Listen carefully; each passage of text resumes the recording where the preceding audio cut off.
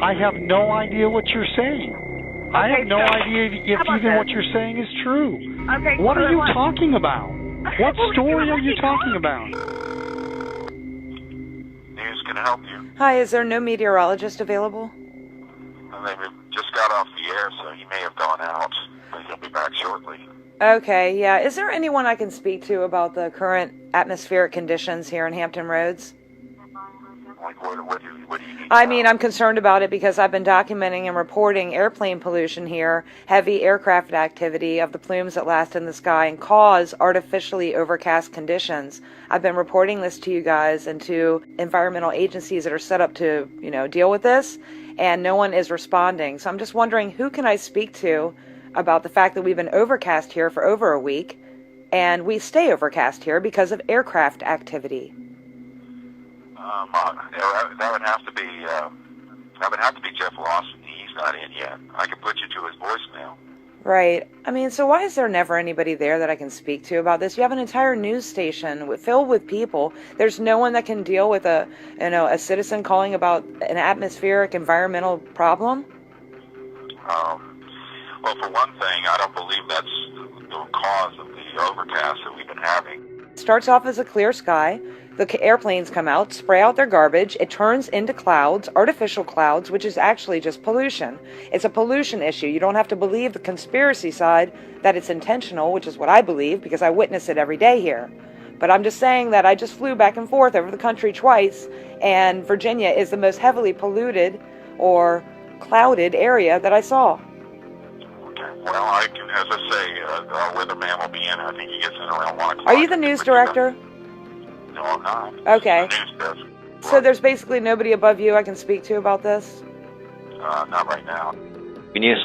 They've been literally spraying us down with these chemtrails, and I'm watching them all day long and every day. I document them and stuff, and I've already called the EPA, the FAA, and every other A, and I was just wondering if y'all have ever covered chemtrails in the news before.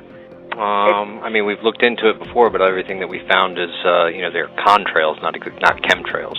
The EPA's never investigated one public case of chemtrails ever. They've never done a soil sample or air sample, rain, or anything. So I don't see how you could possibly say that you've come to the conclusion that they were contrails when no public government or agency has investigated them yet. Okay, can you hold on 1 second for me? Let me Sure, no look problem. up and see what we have. Hold on. Okay. You should probably tell him that you have about 20 people on the line. Okay. That'll probably get him to do something. Okay, still trying to get all the information for you. But I did find one thing. Sorry, I just wasn't prepared for all these questions about this.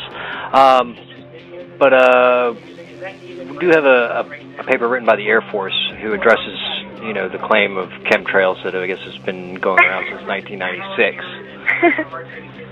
The claim? We actually have the Air Force document stating that they do have this as a weather weapon. So you're going to have to come better than that. Oh, can you send that to me? If you'd like, I'll send you some of the documents myself. Yeah, sure, absolutely. Okay, would you like to talk to our news director? We'll probably introduce ourselves as well. What is your first name? My name is Madison. Okay, Madison. Yeah. Understand the position that you just put me in. Here's what you did. Okay. You cold called a television station with a number of people on the line. And when I pick up the phone, you start in on the fact that you want to complain. And then you start in on your complaint. And you generally say that this is a conference call, that there are a number of people. That's really not the way to do business.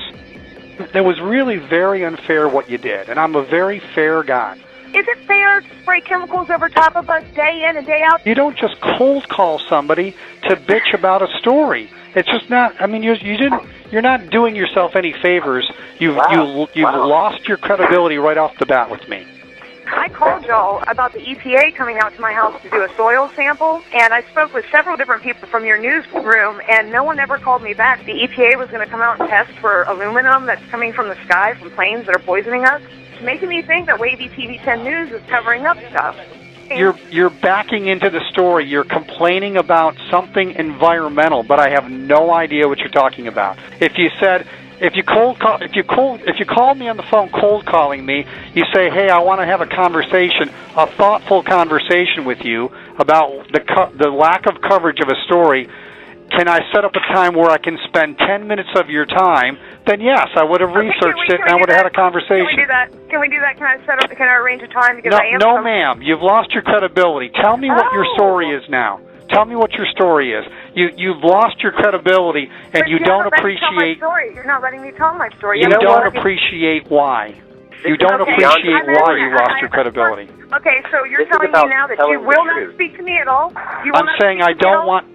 What I'm saying is I don't want you to call me We're back, upset and I because don't want to people do aren't telling the research. truth. You've got me on the phone. What is your concern? Airplanes are spraying chemicals over top of my house. I've reported this 1,000 million times to all the federal government agencies. Don't use hyperbole. Hyperbole is the first way that you sound like a crackpot. No one will help me. No one will even take a soil sample, sir. I'm going to be a reporter here. Let me back up just 1 second. Listen. You have Madison. You have no idea who you've got on the phone right now, Yes, and you have complained to the federal government that planes are spraying over the top of your house. I've complained to every single government agency you can think of, including the DEQ for the state. You don't realize how you're coming across, how you sound. You sound like a crazy person who got on a conference call and hit up the television station to come out and do a story on federal agencies that spent years doing something to your neighborhood. You just don't. It just doesn't sound. I absolutely. The way how you've spun that is completely preposterous. My final statement is they are spraying chemtrails globally, and I'm just concerned with my particular area because this is where I've been documenting. This is where I've called and reported it to. So That's fine, but again, you get back to the beginning. It's like if I wanted to complain and get some kind of news coverage from somebody, the last thing that I would do is cold call a television station, and the first person I got on the line, I started hammering them on the fact that we don't cover your story with a conference call. I have no idea how many people are listening to this. Well, hopefully it'll be millions.